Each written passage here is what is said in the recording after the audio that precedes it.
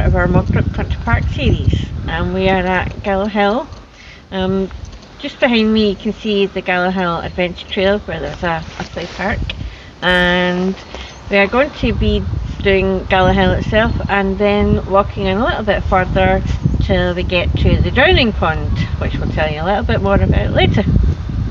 Ladies and gentlemen, as you can see here, our table has been visited once again by an amazing specimen of the species Scottish table stick insect. This one is a very large specimen and has most likely lived a very long life.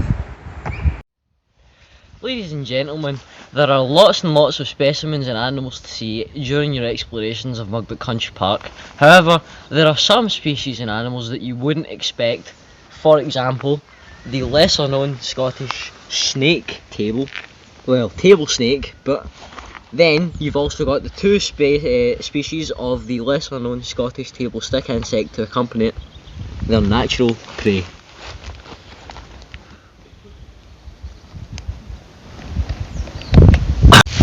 So, what are these then? They're just regular dens. Wee dens?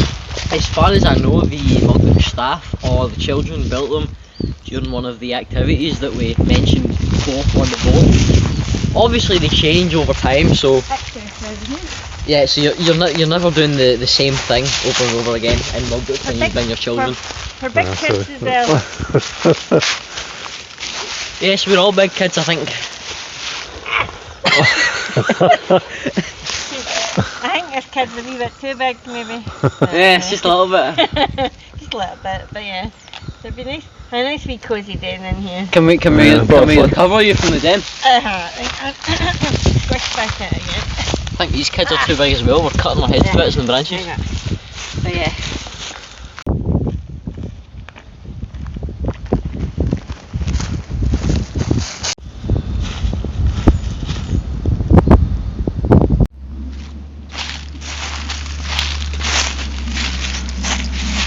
As you can see here, this was presumably the Gallow Hill where the executions and trials were carried out. I'm not entirely sure about that, but I would estimate that is the case, since there's a lot of ground and you can imagine they would have had a platform set up for the persecuted, I suppose you could call them, even though most of the time a lot of trials in that era were not justice. You tend to find that even though there were trials in these days, it was normally guilty verdict came in a long time before the trial was even. So even if you went through a trial, you were still going to be found guilty anyway. And there was no chance. And there was no chance of you sort of like getting out. You would get hung in the drowning pools for witches. In that era, unfortunately, the poor were usually convicted more than the rich, simply because they were poor, as society was often segregated by wealth and not by any other factor. So you tend to find that a lot of innocent people were unjustly punished, usually for crimes they didn't commit, that were sometimes even committed by the rich, and were unfortunately put to sleep forever in their trials. And now we are going to move on to the drowning pond, in which we will tell you more about what happened to the poor people there.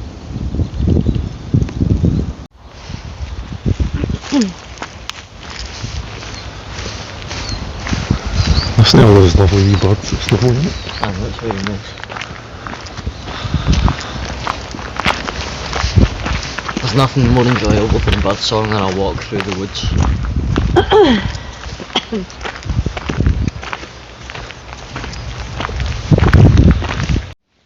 And here we are at the drowning pool.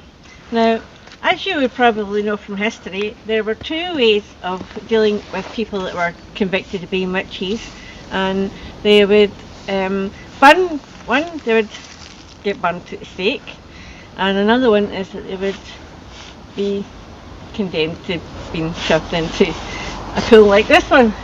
As you know, they would be taken out and they would have to stand on something like this, and then they would basically be pushed in. If they sank, they were innocent. If they didn't, then it was proof that they were guilty, and unfortunately. A lot of innocent people obviously went to sleep forever during this period. It has been said that there are over 500 people, maybe perhaps even in this pond itself, which is really, when you think about it, very unjust.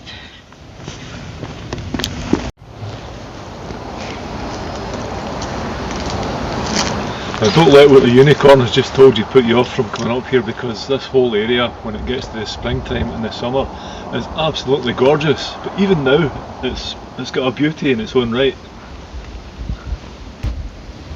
As you can see here, just to my left, there's a commemorative pole and or stake, depending on which it is, for a man named Mr. Tanner, alive or dead, I'm completely unsure.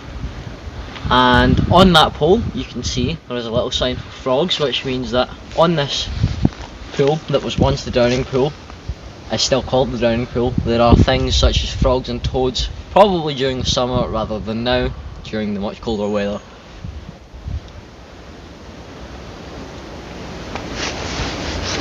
And as you can see, there is yet another point where convicted women would have been taken and thrown into the pool, as the unicorn mentioned earlier, sinking or floating depending on innocence or guilt, even though most of the time that was a very, very silly way of judging it.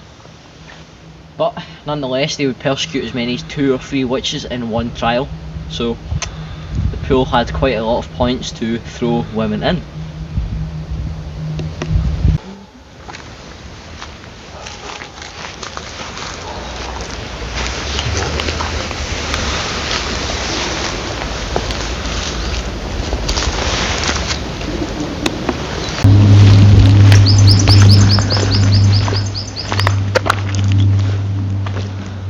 Another one of the things that I really like about Mugdock is you've got these little huts, and you can go in here and have a barbecue. It is actually a barbecue hut. You rent this, and I don't know how many it takes, but I imagine by the size of it you can get quite a few people in there. Right, here's a wee close up for you. Take your kids in there and have a great time eating whatever you fancy putting on your barbecue. And there's a bench and a wee table out here as well. Looks like a fun place.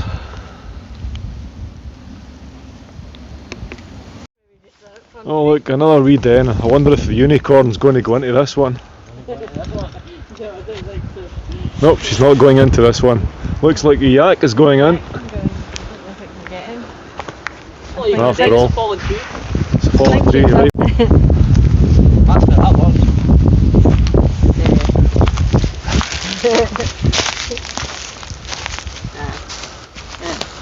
You could easily go in there.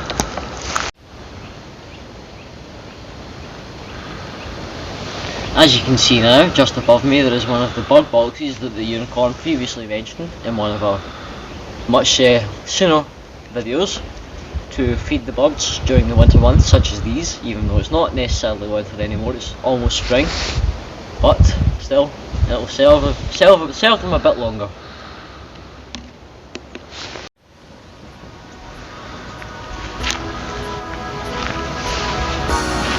Well, there's no lions anymore, but somehow we managed to get a yak in the lion's enclosure, so that's something at least, I guess.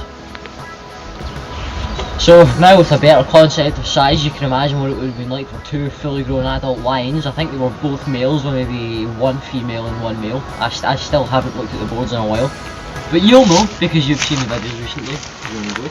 So yeah, that's that.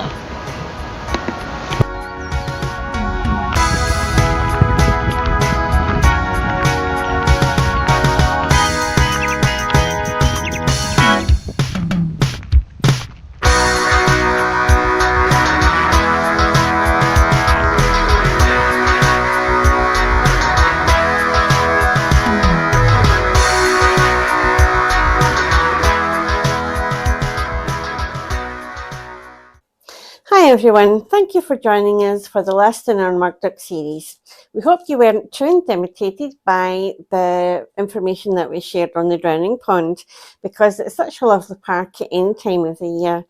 bring your children, bring a picnic, have a barbecue, and please like, share, subscribe, ding that notification bell if you'd like to come on more adventures with the bear, the yak and the unicorn. This is the unicorn signing off. Happy rainbows.